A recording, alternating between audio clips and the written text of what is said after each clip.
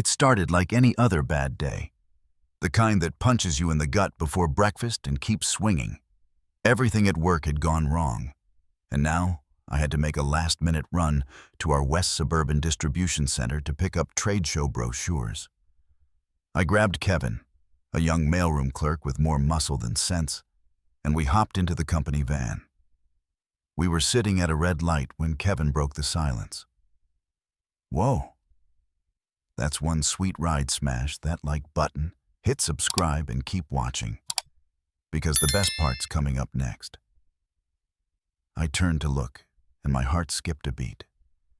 A red Mustang GT convertible idled next to us, the afternoon sun glinting off its flawless hood. Behind the wheel was my wife, Connie. Blonde hair pulled back, sunglasses perched on her nose, blouse slightly unbuttoned. She looked like a woman with a secret. She didn't see me. The light turned green, and she punched the gas, the engine growling as she took off. "What the hell is she doing way out here?" I muttered, turning right on red and falling in behind her. Thankfully, the van was plain. She wouldn't recognize it.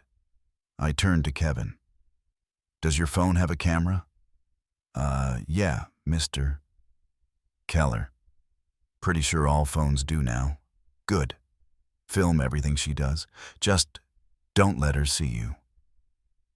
A mile later, she pulled into a run-down roadside motel, the Paradise Motor Inn.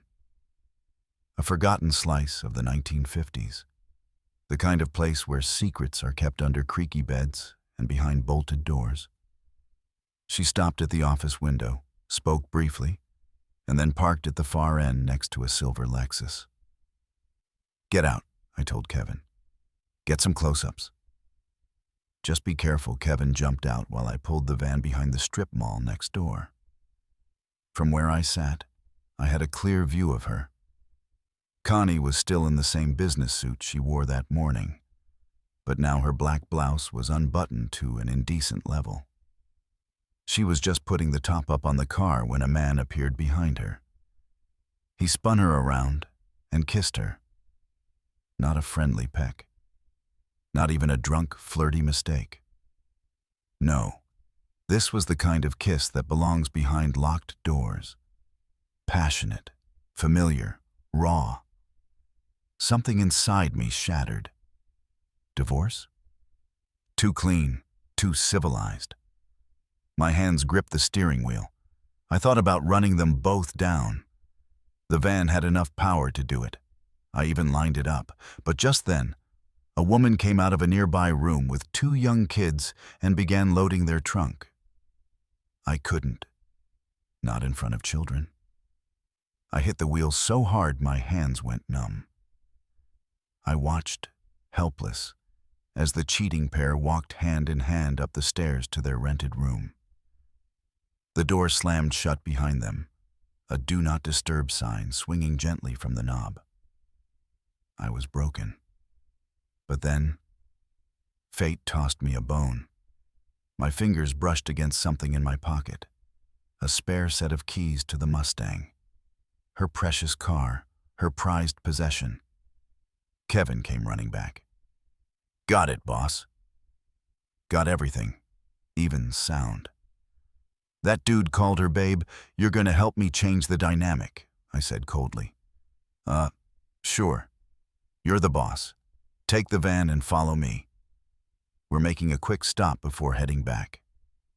And you breathe one word of this to anyone, I'll make your life hell." "Don't sweat it." I'm cool. I didn't start the Mustang right away. Didn't want her hearing that engine. I put it in neutral and rolled it into the mall's lot before starting it up. The engine purred under me, but my heart was hollow. I called Randy, an old friend who owned a farm with a big pole barn. "Jim, you okay?" he asked. "No," I said, "but I need a favor." No questions. 20 minutes later, her beloved Mustang was hidden beneath a tarp in a dusty barn. When I got back to the office, Kevin handed me the footage. We made extra copies. I gave him $50 and thanked him. Then I went straight to our IT guy, Brian. I need to find out who owns a Lexus. Here's the license plate. Jim, that's kind of illegal. Kevin said you were cool, I said. Brian grinned. 15 minutes later, I had everything. Name, job, even his wife's social media info. Alan Marie, poor guy, had no idea. Next, I found a lawyer willing to draft divorce papers. Same day, no questions. It cost me double, but it was done. I thought about our 5 years of marriage. No kids. A house barely worth what we owed. Some used furniture. And now, nothing left. Nothing but betrayal. We lived in a no-fault state, but I insisted the divorce cite adultery. Included 2 pictures. One of them kissing, another of them walking into the room. Kevin had done good work. By 4 p.m., I had court-stamped papers in my hands. Her affair? Now part of the public record. I canceled our credit cards, drained our joint accounts, and sat back, waiting. Around the same time, they emerged from the motel, sweaty, glowing, hand in hand like teenagers. And then, Connie's world imploded. Her Mustang? Gone. She panicked, screamed, cried. Marie cursed.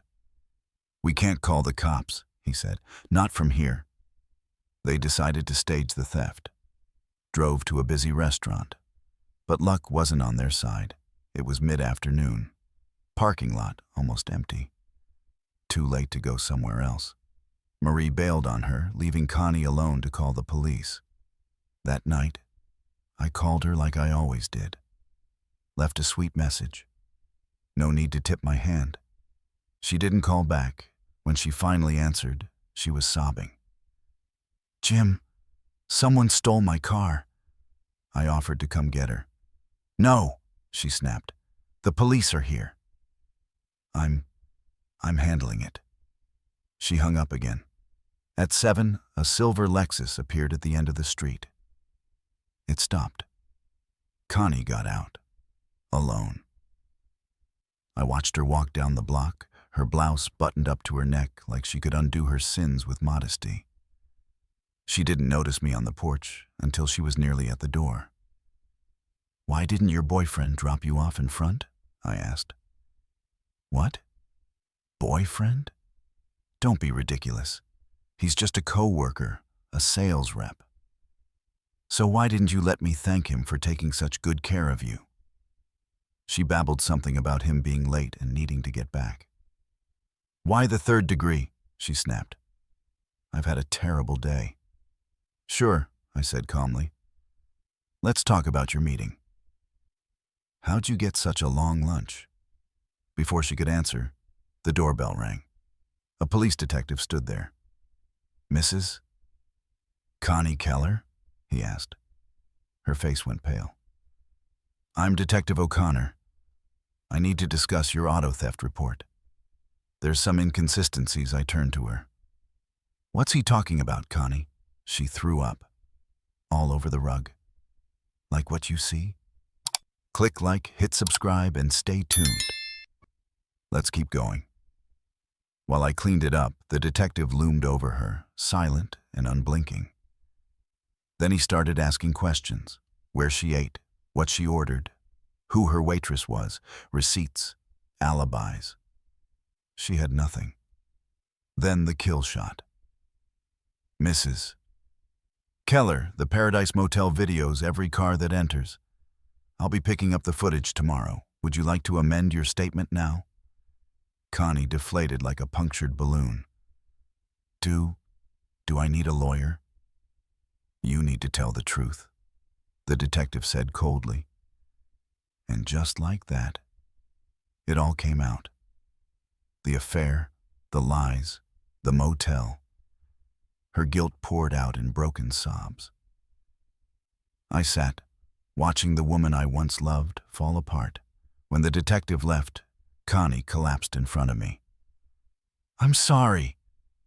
"I never meant to hurt you." "No," I said. You're not sorry for cheating. You're sorry you got caught. I pulled up the video on our TV. Sit down. Watch the screen lit up. The motel, the Mustang, her and Alan kissing. Connie fainted. When she woke up, I emailed the video to Alan's wife. Then I called. You'll want to see what made your husband late today, I said gently, before hanging up. Connie lay on the floor, her makeup smeared like a sad clown. She stared at the screen in silence. She tried crawling to me. I stepped away. Don't touch me, I snapped. You disgust me. Then her phone rang. Blocked caller. I picked it up. Alan? I whispered, then put it on speaker. You cheating witch, my wife kicked me out. This is all your fault. I hung up. You sure can pick them, I said coldly. Finally, I pulled out a stack of papers. Here. Something for you, across the top in bold letters. Petition for dissolution of marriage. She gasped. Jim, I hope he was worth it, I said. Now get out of my face. You disgust me. She whimpered. Her voice trembled. Jim, please, I love you. I didn't mean, Her words broke off in sobs, her body shaking. I shifted away from her, my heart a tight, dry lump. Shame mingled with disgust. Beneath the fury, a soft ache. That raw, hollow ache of love betrayed. Just leave, I whispered. The words sounded small, puny, inadequate. But there was no reclaiming what had been twisted into broken glass. She curled into a ball, insulated by regret and grief, and I stood over her. My reflection in the glossy TV felt like a stranger's face. Hollowed eyes, clenched jaw. The law had seen the affidavit. The filing had begun. Soon, we'd be strangers on paper, if not already in soul. Outside, the world kept turning. But inside, everything was frozen. I turned off the TV and the lights. The room fell into darkness, except for the traffic lights creeping through the window. They flickered with cruel indifference to my pain. I hesitated, then reached for my coat and keys. Kevin had cleared out, stayed quiet, loyal, scared. The IT guy already scrubbed the plate info clean. All the pieces of the puzzle were in place. I opened the front door and paused, looking back. There she was, pale, fragile, worn out from hours of denials, confessions, tears. I didn't trust myself to stay. So I walked out. Every step felt like carving a canyon into my chest. In the driveway, I took one last look at the house we almost built a life in. Faded curtains, empty frames, too many echoes. I got in my car and drove away. Epilogue. Days passed, though it felt like years. Connie moved out. She stayed with her sister for a time, then rented a tiny apartment. The media blew the story, the motel, the documents, the video, because sensational drama sells. A few local columns painted me as vindictive, bitter, jilted. No one knew the quiet betrayals digging at the heart of our marriage. No one saw the everyday you love me tomorrow dissolving into midnight-long silences. I signed the divorce decree 2 weeks later. No contest. She admitted fault quietly, in private negotiations, and walked away with a fraction of the house. I kept the remaining furniture, didn't want it. But the cleaner it got, the more I felt her in every corner. Her lawyer sent back the petition with a handwritten note. I'm so sorry. It was the kind of apology that felt like ashes on your tongue. Meaningless in the mouth, but full of emptiness in the gut. I burned the copies of the video and the motel receipts. Not to erase what she'd done, but to close the wound. I couldn't bear to burn her. I couldn't bear what I might become if I held on to all that hate. Months later, I've tried to rebuild. On some days, the searing betrayal still flashes behind my eyes. Her laughter with a stranger, shoes left behind in the motel room, the way she called me Jim after 5 years, as though I were someone she almost recognized. Yet the ache is softer now. Anger has dimmed into a dull hum. Sadness, sudden and unbidden, still strikes without warning. But there's a fragile peace, too. I started leaving the house earlier, taking long morning walks.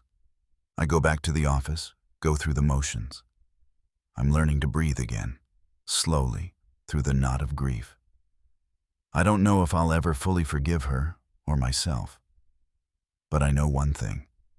Whatever she needed, whatever she felt paradise was, it wasn't worth losing myself over. And now, I get to choose who I become next. This story hits hard because it's not just about betrayal. It's about the quiet collapse of trust and the messy aftermath that no one talks about.